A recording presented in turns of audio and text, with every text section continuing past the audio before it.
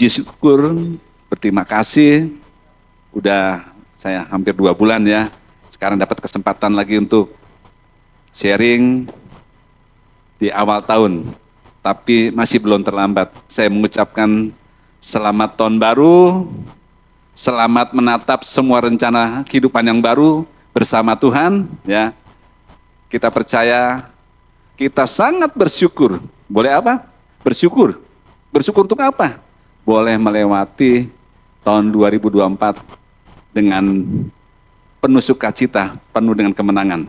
Dan kita bisa menatap tahun 2025 dengan masa depan seperti janji Tuhan. Masa depan yang gemilang, penuh harapan. Tapi Bapak Ibu jangan kasih Tuhan. Dunia mengatakan, kita dengar suara bising di luar. 2025 banyak tantangan. 2005 banyak krisis. Banyak hal-hal yang membuat kita akan menghadapi hal-hal perkara-perkara yang besar, yang susah dilewati. Tapi dunia boleh memberi ketakan hal-hal yang mencekam, menggelisahkan, bahkan membuat kita ragu, apa bisa aku melewati 2025 lebih baik, ya sama 2024 atau lebih baik, mungkinkah? Ya, belum lagi kita jalan berapa hari kita mendengar hal-hal yang tidak bagus, hal-hal yang mencekam, yang membuat banyak yang dunia melihat, membuat orang menjadi bisa tawar hati. Tapi puji Tuhan, Tuhan kasih satu tema buat saya, berdoa dan berjaga-jagalah. Ya, kenapa kita harus berdoa dan berjaga-jaga? Bukan karena kita takut dengan di luar, tapi firman Tuhan katakan berdoa dan berjaga-jagalah. Dengan berdoa, artinya kita sedang memfokuskan apa yang Tuhan mau. Ya, dengan berdoa kita hidup melupakan sebagai orang beriman, orang percaya. Nafas orang beriman ya berdoa. Kenapa harus berjaga-jaga? Waktu kita berjaga-jaga, kita akan bertindak dengan hati-hati. Kita bisa tahu mana lubang, mana bukan. Ya, itu kelihatannya rumput, nggak taunya lubang yang jebakan yang kita nggak kelihatan. Tapi dengan berjaga-jaga, firman Tuhan akan menuntunkan kemana arah kita harus pergi, kemana kita harus melangkah. Ya, belum lagi waktu yang ini kita lihat slide yang kita baru masuk minggu pertama, kita udah lihat satu hal-hal yang nggak enak dilihat ya. Kita lihat kondisinya seperti itu. Kota-kota yang katanya bilang ini surganya dunia. Ada salah satu tempat namanya di LA, ada Hollywood. Nah, saya baca pelan-pelan Holy kan harusnya kudus. Wood tuh kayu, bahasa mentah saya kayaknya. Apa kayu yang kudus? Apa di situ ada gunung banyak kayu yang segala macam sampai disebut Hollywood. Ya, tempat yang boleh dibilang penuh kayu-kayu yang kudus. Padahal hanya satu kayu yang kudus, ya, kayu salib. Ya, nggak ada yang lain. Yang paling kudus cuma itu. Ya, kita lihat lagi. Nah, dulu dia bilang ini surga Los Angeles. Banyak orang bermimpi. Tadinya saya pikir juga, kalau dapat kesempatan yang pertama saya mau lihat San Francisco, Los Angeles seperti apa. Tapi hati-hati katanya, di sana banyak hal-hal yang nggak perlu dilihat, tapi orang banyak mau lihat. Ya, ya. Jadi ternyata holy-nya beda, holy dunia sama holy yang Tuhan maksud beda. Kita lihat lagi. Nah, tiba-tiba yang tadinya Taman Eden berubah menjadi padang gurun yang mengerikan. Ya, kita melihat seperti itu, rasa-rasanya gimana? Menurut saya, ya, saya terus terang sebenarnya mengagumi Amerika. Kenapa? Kita mau lihat keadaan ini harusnya menjadi sangat mudah ditangani. Mau dari angin selatan dari California yang begitu panas, yang kering segala macam, enggak masalah. Gampang ditangani. Kalau jagoan ini muncul, kita lihat yang pertama. Jagoan siapa yang kita lihat? Set, kasih lihat jagoan yang pertama. Ayo, next slide. Kita lihat. Terus ini kebakaran. Nah, ini saya ada punya banyak jagoan. Ya. Kalau kebakaran sebesar apapun, kalau ada storm, ya, storm bisa membuat situasi yang panas sekalipun, yang cuaca yang nggak bagus, dia bisa rubah. Pasti api itu akan padam dengan sendirinya. Apalagi kalau ada iceman, ya, api langsung mati. Nggak usah disiram sama air lagi, pakai iceman. Tapi yang lebih hebat, ya, ada namanya Dr. Stranger. Yang buruk simsalabim, dia bisa berubah jadi luar biasa. Tapi ada satu jagoan saya ini. Next slide. Nah, kecil saya dulu seneng banget di jagoan ini. Kenapa? Ya cuma api segitu mah ditiup sama Superman pasti matilah dia. Push, ya, musuh bisa mental, tank baja bisa mental jauh. Tapi Bapak Ibu dikasih Tuhan, jagoan-jagoan ini hanya khayalan. Ya. Kalau Indonesia bilang hanya dalam mimpi, hanya angan-angan saja. Tapi jangan salah, kita punya jagoan yang bukan hanya khayalan.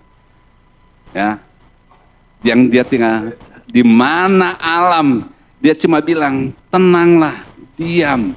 Dia bisa berkata sama angin, dia bisa berkata sama ombak, ya, nggak perlu kayak zaman dulu, kayak Musa angkat tongkat, nggak perlu. Dia nggak perlu tuh, butuh seperti Elia berdoa dulu, panggil api turun, nggak perlu juga.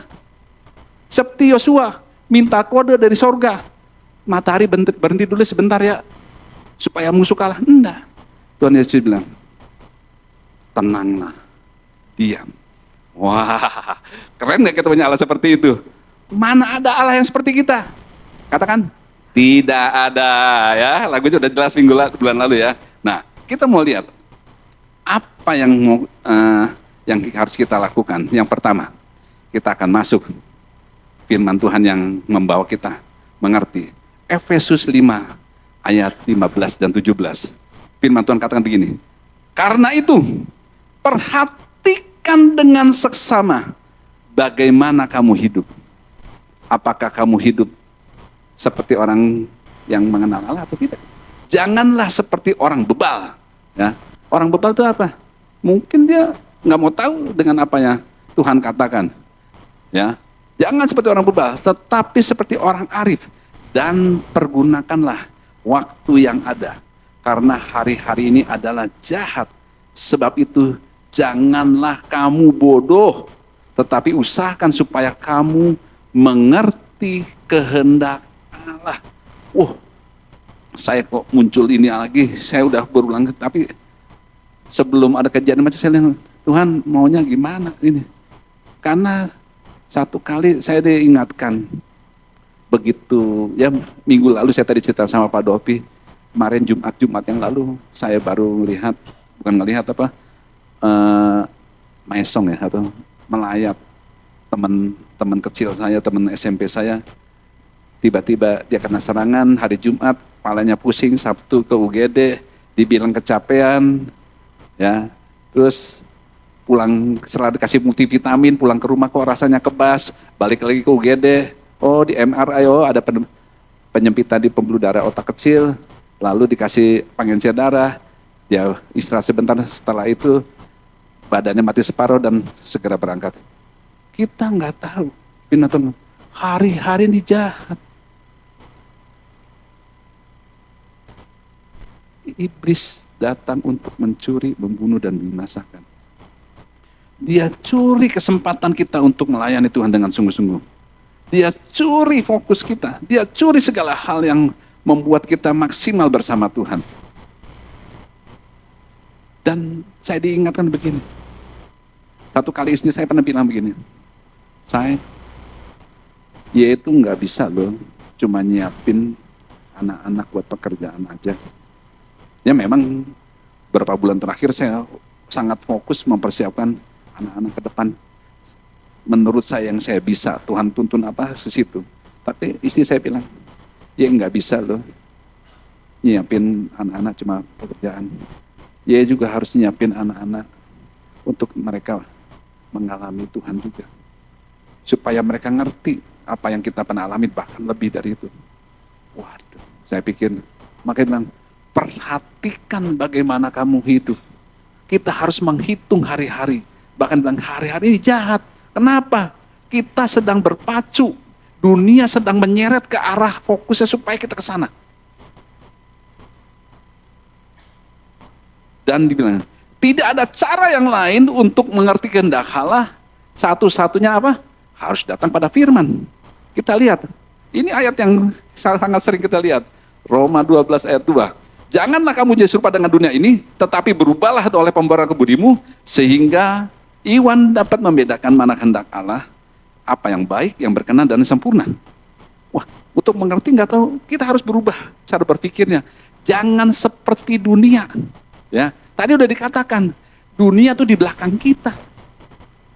Kristus yang di depan kita. Salib Kristus ada di depan kita. Tapi kemarin, ya 2 minggu kemarin, dia mengatakan Tuhan hanya nothing, nggak perlu segala macam. Dan yang terjadi, perkataan itu membahayakan dan membuat hal-hal yang tidak baik bagi Tuhan. Waktu Tuhan ditaruh di belakang, seperti murid-murid dibiarkan Tuhan Yesus untuk tidur di buritan, dia berusaha dan sekuat tenaga, alam bekerja hendak mencelakakan.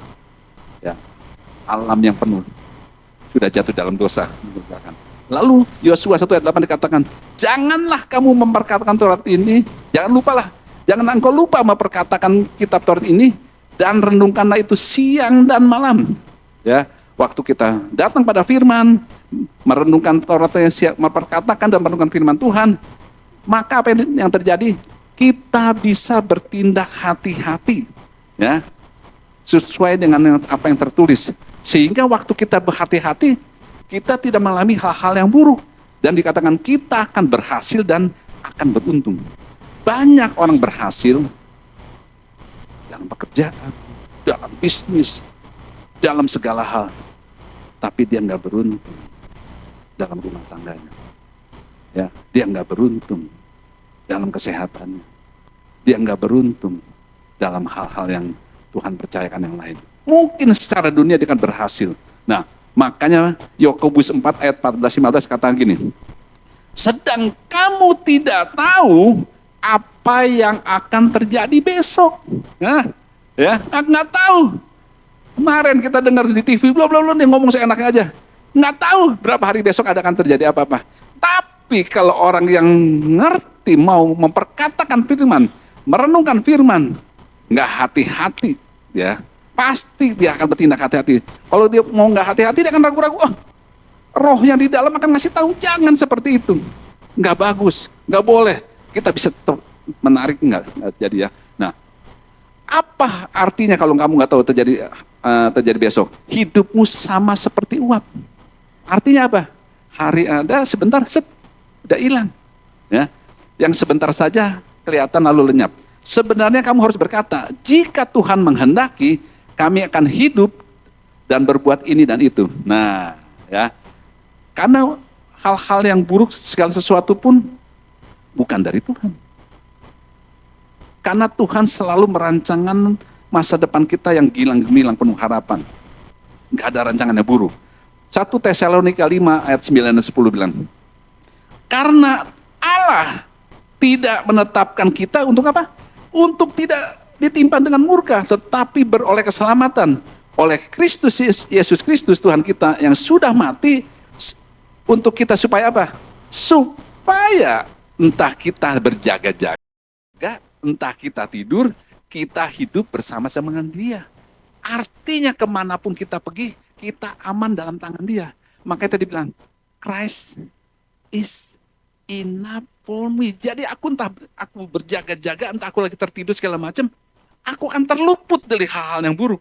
Karena Tuhan merancangkan atas hidupku bukan untuk ditimpa, untuk murka Allah atau kemalapetaka ada hal-hal yang buruk.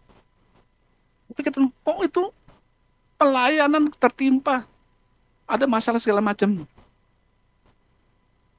Kalau gitu kan sulit dijawab. Tapi yang pasti kita harus percaya, kalau kamu hendak pergi ke sana, ke situ, segala macam, sertakan Tuhan. Tadi udah dibilang sertakan Tuhan. maka kamu akan diluputkan dari hal yang, karena Tuhan menghendaki kita hidup bukan mati. Ya, nah dari awal Tuhan untuk menentukan kita untuk kita berhasil seperti di Yeremia 29:11. Makanya sekalipun kita mengerti hal-hal yang baik yang luar biasa itu, kembali Tuhan tetap memberikan yang namanya free will. Kehendak kita untuk boleh memilih dengan bebas, dengan leluasa. Setelah aku, Ulangan 13:19, aku memanggil langit dan bumi menjadi saksi kepadamu pada hari ini. Kepadamu kuperhadapkan kehidupan dan kematian, berkat dan kutuk. Pilihlah kehidupan supaya baik keadaanmu. Tuhan selalu menghendaki kita yang baik. Nah, Bapak Ibu yang dikasih Tuhan, dari tadi saya sudah singgung kejadian bagaimana dalam semalam habis tuh kota yang indah, yang penuh, udah bilang Taman Edennya hanya di Amerika itu. Saya mau kasih satu tempat lagi, di mana bukan satu malam, tapi sekejap. Ya. Kita mau lihat dulu video satu ini.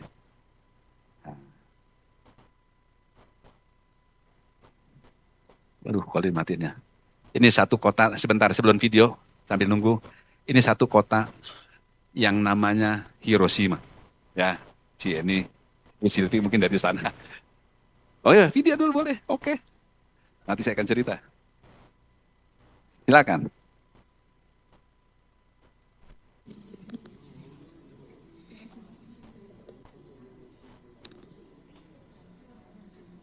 Ini foto kota Hiroshima dari satelitnya. Dia gambarkan seperti ini. Kota yang begitu luas, begitu indah, penuh dengan banyak kuil-kuil, tertata dengan rapi, banyak art seni luar biasa. Oh, di zoom. Tanggal 6 Agustus jam 8.15 pagi.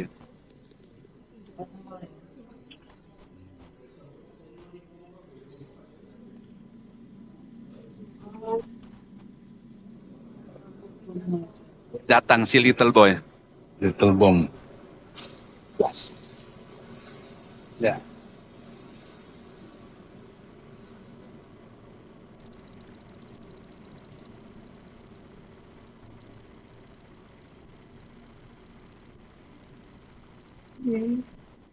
Video singkat. Tapi ini saya baru ngerti. Ya cukup. Saya baru ngerti.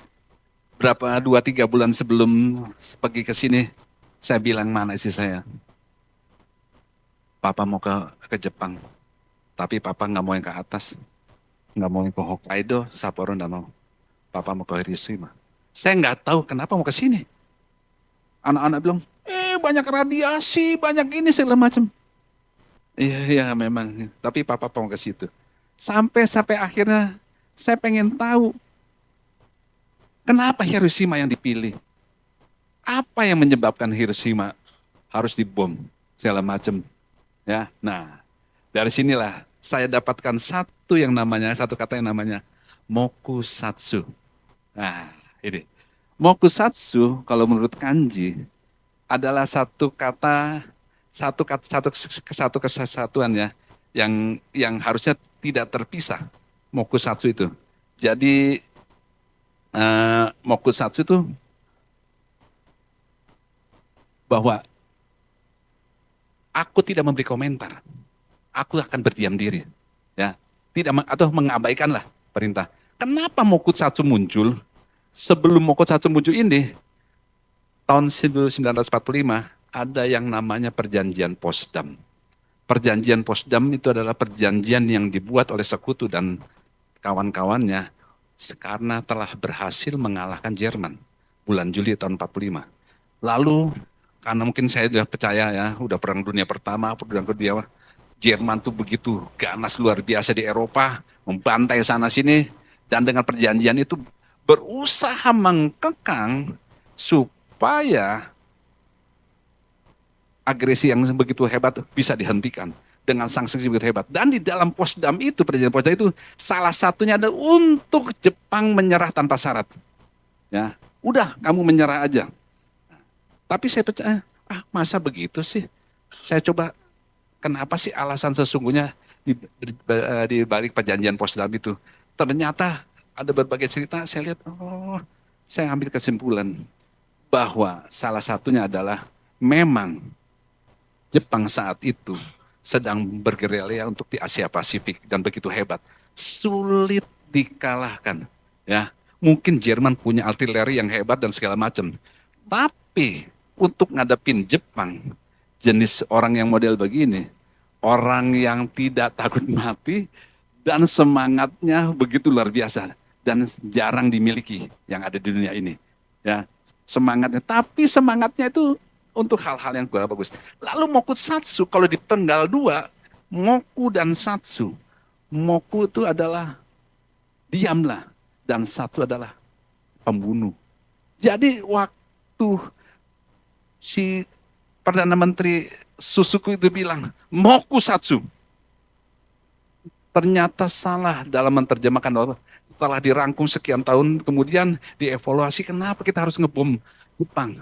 Ternyata orang Amerika menganggap, diamlah hai kau pembunuh. Yang diterimanya salah. Waktu orang mendengar salah, di perjanjian Potsdam bilang, kalau kamu nggak ngikuti perjanjian Potsdam, kamu akan dibantai. Dengan apa? Akan punah. Lalu dipilihlah berbagai kota, salah satu yang namanya Hiroshima. Ya, nah tempat ini waktu yang tadinya begitu indah tiba-tiba habis dan ditinggalkanlah satu momentum yang luar biasa.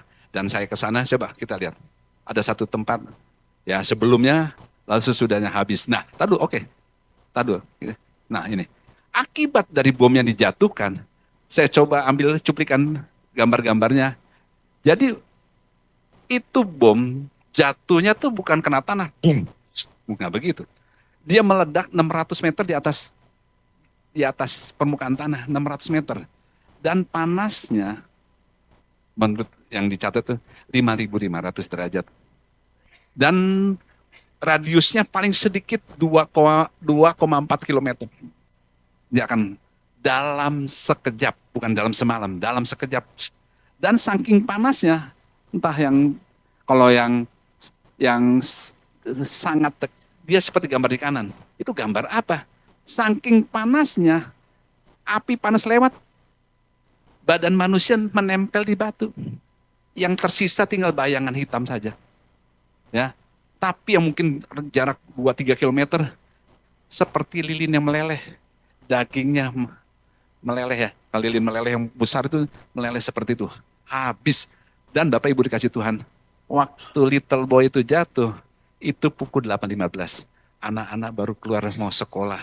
Ya, mungkin ada gambarnya lagi, coba. Saya nggak tampilkan semua karena waktunya takut nggak cukup.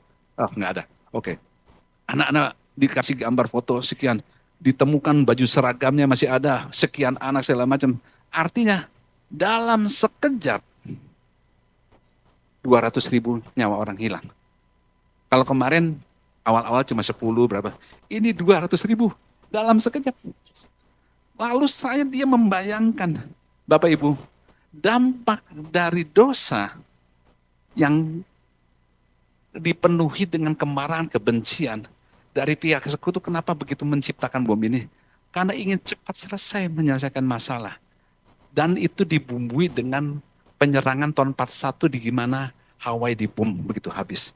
Dan berusaha sebagai negara adidaya untuk bagaimana pengaruh ditanam di Asia Pasifik. Saya langsung membayangkan, kalau yang ini aja 200.000 begitu mengerikan. Lalu saya terbayang, waktu Adam salah dalam mengartikan kasih Tuhan, dia memutuskan untuk tidak taat pada Tuhan. Dalam sekejap, firman Tuhan, saat engkau memakannya, kamu akan mati. Saya membayangkan lebih dahsyat dari ini. Seluruh dunia, bukan Hiroshima yang mati, seluruh dunia mati. Saya bilang, Tuhan, begitu mengerikan dampak dari dosa. Dampak dari dosa itu berlanjut Di mana di Kejadian 3. Ya. Di Kejadian 3 ada, sebelumnya di Kejadian 1 dan bilang, marilah kita menciptakan manusia serupa dan segambar dengan kita, supaya dia berkuasa. Kata berkuasa ternyata konotasinya tuh ada sesuatu setelah masuknya dosa tuh berkuasa tuh tindakan semena-mena menguasai dominion. Tapi maksud Tuhan tuh hendaklah mereka mengelola. Tujuan yang kita diciptakan oleh Tuhan adalah untuk mengelola apa yang Tuhan berikan ada di dunia ini. Nah, salah menerima instruksi mokutsatsu malah terpenggal dua, akhirnya dampaknya begitu parah. Nah, Amsal 18:21 dikatakan, hidup dan mati dikuasai lidah. Siapa menggemakannya akan memakan buahnya. Kalau kita lihat beberapa minggu kemarin, orang menggemakan apa yang bukan firman Tuhan katakan dalam sekejap, ya, dalam waktu yang tidak lama akan memakan buahnya. Itu firman yang bilang. Kita mau lihat, nanti tolong bacakan. Yakobus 3 ayat 5 dan 6. Silakan, Bung Vincent. Oke, Yakobus 3 ayat 5 dan 6. Demikian juga lidah, walaupun suatu anggota kecil dari tubuh, namun dapat memegahkan perkara-perkara yang besar. Lihatlah, betapapun kecilnya api, ia dapat membakar hutan yang besar. Lidah pun adalah api. Ia merupakan suatu dunia kejahatan dan mengambil tempat di antara anggota-anggota tubuh kita sebagai sesuatu yang dapat menodai seluruh tubuh dan menyalakan roda kehidupan kita, sedang ia sendiri dinyalakan oleh api neraka. Ya, kita bisa lihat ya. Jadi lidah itu anggota yang kecil, tapi bisa memegahkan, bisa membakar. Nah, Yesaya 5 ayat 24 bilang begini, sebab itu seperti lidah api memakan jerami dan seperti rumput kering habis lenyap dalam nyala api, demikian juga akar mereka akan menjadi busuk dan kutunya akan berterbangan seperti abu. Oleh karena mereka telah menolak pengajaran Tuhan semesta alam dan menista firman Allah yang Maha Kudus, Allah Israel. Wah, ya. Jadi kita ada waktu Tuhan percayakan lidah ini kecil, tapi mempunyai power yang besar. Tapi Bapak Ibu jangan takut juga. Kalau kita memperkatakan saking takutnya ngomong takut salah, akhirnya nggak mau ngomong, ya diem juga pasif, nggak berani merespon, enggak gitu juga. Tapi yang pasti, kalau kita dapat impresi, intuisi yang Tuhan kasih sesuatu, jangan takut untuk memperkatakan. Ya, saya mau kasih kesaksian sedikit. Satu kali, waktu yang saya balik, waktu yang kemarin COVID tuh, satu kali saya waktu berdoa, ya memuji, menyembah Tuhan, saya mendapatkan, saya bilang, new season, musim yang baru, musim yang baru. Oh lagi sakit musim yang baru gimana, napas saja susah gitu ya. New season. Tapi otak saya yang kanan new season. Tapi otak kiri saya waktu saya mikir keadaan kondisi saya, ya itu tadi. Ini COVID mikir kayak begitu. Ya. Sekarang yang kan harus yang dibayar apa nih? Cicilan harus ini, bayar ini segala macam. Jadi otak kiri kanan saya ini, tapi saya begitu dengar begitu kuat bahwa Tuhan bilang new season, saya bilang. Tuhan, aku mau new season. Jadi waktu saya mikir new season, nggak mikirin sakit. Tapi waktu mata saya buka lihat HP, banyak yang mati, banyak segala macam, banyak yang harus dibayar. Ini baru mulai bekerja lagi.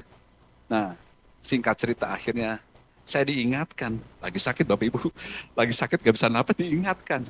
Itu rumah yang di depan itu mau selesai kontrakannya. Tapi gimana caranya? Dia mau perpanjang apa enggak? Singkat cerita akhirnya saya bilang, telepon si agennya. Masih pikir penutup hidung saya. Saya telepon. Ibu, ini yang di depan itu maunya gimana? Mau perpanjang atau tidak? Oh, saya tanyakan. Karena nanyakan bisa. Singkat cerita akhirnya si penyewa itu bilang mau. Asal bayarnya harganya 2 tahun yang lalu. Padahal satu sisi saya lagi butuh uang juga. Minimal sama kayak apa gimana. Dia mau harganya 2 tahun yang lalu. Dan nego.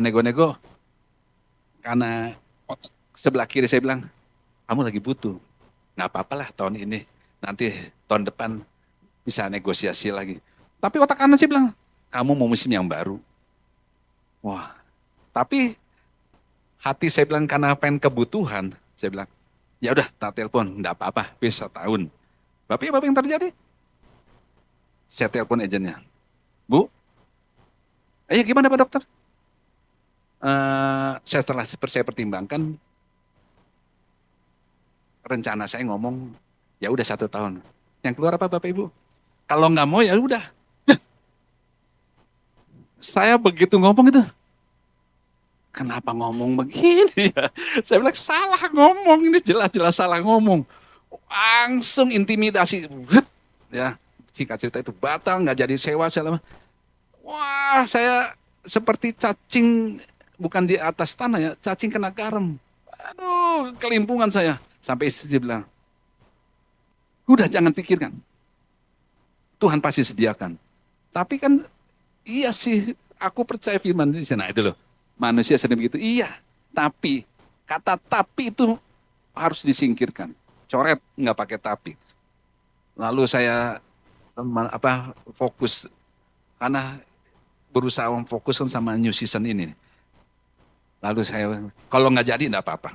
Wih, tenang juga ya, pakai masker nih, pakai oksigen. Dia bilang, coba ibu tolong selesaikan bereskan. Tapi saya takut dokter.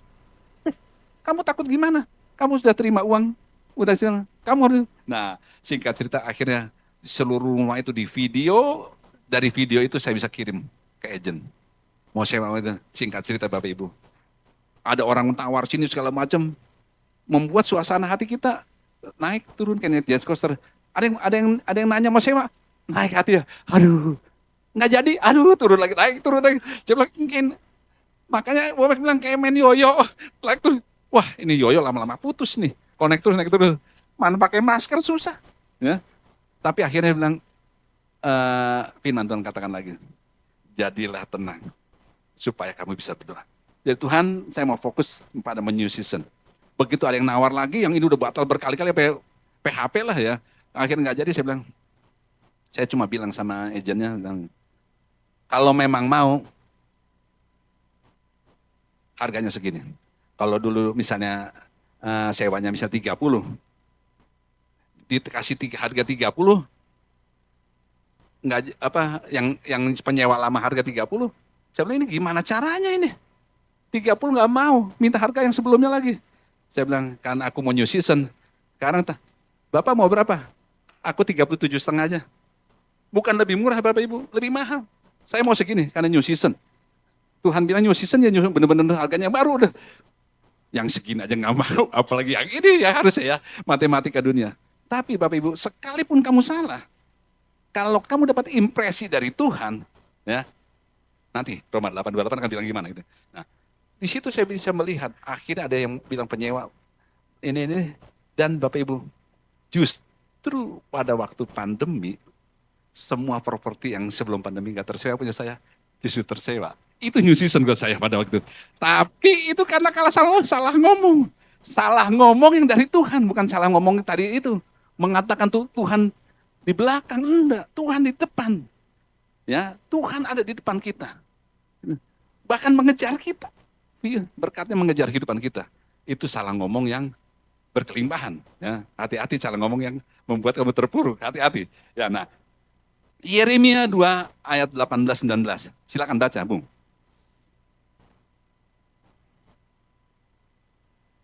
Waktu ngalami hal-hal yang buruk. Yeremia 2 ayat 18-19 bilang begini. Yeremia 2. Dan sekarang, apakah untungmu untuk pergi ke Mesir? Hendak meminum air sungai Nil? Dan apakah untungmu untuk pergi ke Asyur? Hendak meminum air sungai Efrat? Kejahatanmu akan menghajar engkau, dan kemurtadanmu akan menyiksa engkau. Ketahuilah dan lihatlah betapa jahat dan pedihnya. Engkau meninggalkan Tuhan, Allahmu, dan tidak gemetar terhadap aku. Demikianlah firman Tuhan Allah semesta alam. Jadi Yeremia 2 ayat 17, sebelumnya 17 bilang begini. Bukankah engkau sendiri yang menimpakan ini ke atas dirimu, dan karena engkau meninggalkan Tuhan Allahmu. Nah, jadi hati-hati kalau saat hadapi segala macam langsung nyalain Tuhan. Perhatikan firman Tuhan bilang, siapa yang menyebabkan hal itu? Apakah ada pintu yang terbuka, ada celah yang begitu besar, sehingga si iblis dengan leluasa, dengan bebasnya menggocoh orang-orang percaya. Yeremia 4 ayat 18. Silakan Bu. Tingkah langkahmu dan perbuatanmu telah menyebabkan semuanya ini kepadamu. Itulah nasibmu yang buruk, betapa pahitnya, sampai menusuk hatimu. Yes, ya. Nasib buruk, semua hal yang tidak baik sudah dikatakan dari awal datangnya bukan dari Tuhan. Ya. Dari itu dampak dari dosa yang begitu fatal menyebabkan hal-hal yang buruk semua terjadi. Nah, namun di Roma 8 ayat 19 dan 22 kita mau lihat apa yang dikatakan Roma 8 ayat 19 dan 22. Silakan Bu. Dan 23 ya. Sebab dengan sangat rindu seluruh makhluk menantikan saat anak-anak Allah dinyatakan. Sebab kita tahu bahwa sampai sekarang segala makhluk sama-sama mengeluh, sama-sama merasa sakit bersalin. Dan bukan hanya mereka saja, tetapi kita yang telah menerima karunia sulung roh, kita juga mengeluh dalam hati. Kita sambil menantikan pengangkatan sebagai anak, yaitu pembebasan tubuh kita. Jadi, saat alam semesta berteriak untuk anak-anak Tuhan dinyatakan. Nah, waktu semua dikatakan segala makhluk mengeluh. Kenapa? Supaya banyak orang mengharapkan kebangkitan anak-anak Tuhan, yang lahirnya anak-anak Tuhan, ya, di mana manusia waktu jatuh dalam dosa berubah dari human doing menjadi human being, ya. Orang yang hanya mengacu pada pencapaian apa yang aku udah bisa aku lakukan, apa yang aku bisa bikin segala macam, dan ini loh produktivitas yang aku bisa lakukan. Padahal yang Tuhan maksud adalah bukan apa yang kamu bisa lakukan berdasarkan apa yang kamu lakukan. Yang lebih penting adalah keberadaan seseorang yang apa yang ada di dalam kamu lakukan, apa yang ada di dalam diri kamu, sehingga perlu adanya yang namanya keseimbangan antara doing dan being itu. Kita harus mengerti bahwa Tuhan menciptakan kita untuk kita bergantung sama Dia. Dengan kata lain, kita tuh diciptakan dependent, bergantung sama Allah. Bukan independent. Banyak orang bilang, aku bisa. Tanpa Tuhan, tanpa segala, aku bisa. Pasti. Nggak tunggu lama-lama. Orang-orang seperti itu bilang, ya, di Alkitab sudah banyak dikatakan, Herodes kah siapa? Bahkan dikatakan waktu Herodes menganggap diri habis dimakan sama cacing, selesai. Ya, dan sampai sekarang hal itu terjadi. Nah, artinya saat inilah anak-anak Allah, kita orang percaya untuk hidup sebagai identitas yang Allah sudah berikan atas hidup kita. Anak-anak yang mengalami janji Tuhan. Nah, karena dari awal Tuhan udah katakan di Mazmur 4 ayat 8. Apakah manusia sehingga engkau mengingatnya? Apakah anak manusia sehingga engkau mengindahkannya? Namun engkau telah membuatnya hampir sama seperti Allah, dan telah memakotainya dengan kemuliaan dan hormat. Engkau membuat dia berkuasa atas buatan tanganmu. Segala-galanya telah kau letakkan di bawah kakinya. Kambing domba dan lembu sapi sekalian. Juga binatang-binatang di padang. Burung-burung di udara dan ikan-ikan di laut. Dan apa yang melintasi arus lautan. Dari awal, Tuhan udah bilang, Tuhan membuat kita sama Dia. Yang membedakan tuh apa? Hanya satu tahap beda. Allah tuh yang berdaulat atas hidup kita. Ya maksudnya kita punya hanya tunduk kepada Allah saja, tidak kepada yang lain. Tuhan mau kita berjalan dalam pimpinan tuntunannya. Amsal 4 ayat 19 bilang gini, jalan orang fasik itu seperti kegelapan. Mereka tidak tahu kenapa mereka tersandung. Artinya begini Bapak Ibu, banyak orang fasik, orang yang mengenal, gue nggak tahu kenapa gue salah ya. Kenapa ngalami hal-hal yang buruk, ngalami hal ini segala macam.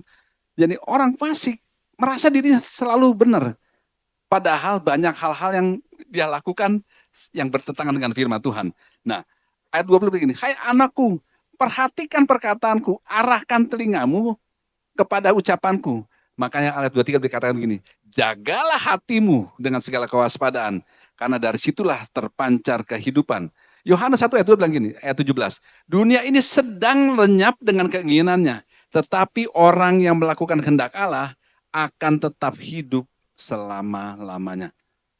Nah, Tuhan mau kita tetap menjaga hati, memfokuskan hati pikiran. Kita sudah mengerti bahwa di dalam hati ada roh dan jiwa. Pada waktu kita hidup lahir baru, roh kita yang lama dipisahkan dari jiwa kita, sehingga roh kita menjadi sama seperti Kristus. Bahkan dikatakan, teman-teman sudah menjelaskan bahwa sempurna sama seperti waktu Allah menciptakan Adam di Taman Eden. Dan jiwa kita diperbudak oleh firman Tuhan, maka kita akan melihat, mengecap hal-hal yang baik yang Tuhan siapkan dan sediakan bagi kita. Nah, sehingga kita mengerti bahwa tujuan Allah memberkati kita adalah apa? Untuk mengungkapkan kasih-Nya. Bukan menjadi arogan, menjadi sombong. Ya, kita punya segala sesuatu itu adalah cuma alat bahan bakar untuk kita bisa membawa orang datang kepada Tuhan. Dan semakin kita diberkati, Tuhan mau apa? Semakin kita makin erat, makin mengandalkan Dia. Makin kita bisa dipercaya oleh Dia. Dan makin bisa menjadi kesaksian lewat orang ini. Aku melihat orang ini beda. Bicaranya, hidupnya, rumah tangganya, pekerjaan bisnisnya, apapun juga. Nah, Tuhan mau kita diciptakan untuk melakukan pekerjaan Tuhan yang Tuhan siapkan sediakan bagi kita. Artinya kita mau menjalankan kehendak-Nya dengan berkat yang Tuhan sediakan, yang berikan kepada kita secara melimpah itu. Nah, dengan demikian, waktu kita bisa menggunakan segala fasilitas yang Tuhan berikan, maka kuasa yang lebih besar, yang Tuhan pecahkan hal-hal yang lebih luar biasa untuk kita bisa bekerja. Jadi bukan apa? Bukan memisahkan, menjauhkan, apalagi membuat Tuhan tidak berfungsi, tidak seperti itu. Nah, jadi kita mau akhiri pada pagi hari ini, satu hal yang harus kita mengerti bahwa Tuhan Yesus mau kita membawa pengaruhnya kerajaannya ke sistem dunia yang rusak ini. Jadi dengan kehidupan kita yang sudah diubahkan ini, kita tidak lagi terseret oleh terombang-ambing apa yang dunia tawarkan, malah sebaliknya, kita bisa mempengaruhi, bahkan membawa orang-orang yang terseret ke dunia untuk kembali kepada jalan Tuhan. Mari tundukkan kepala.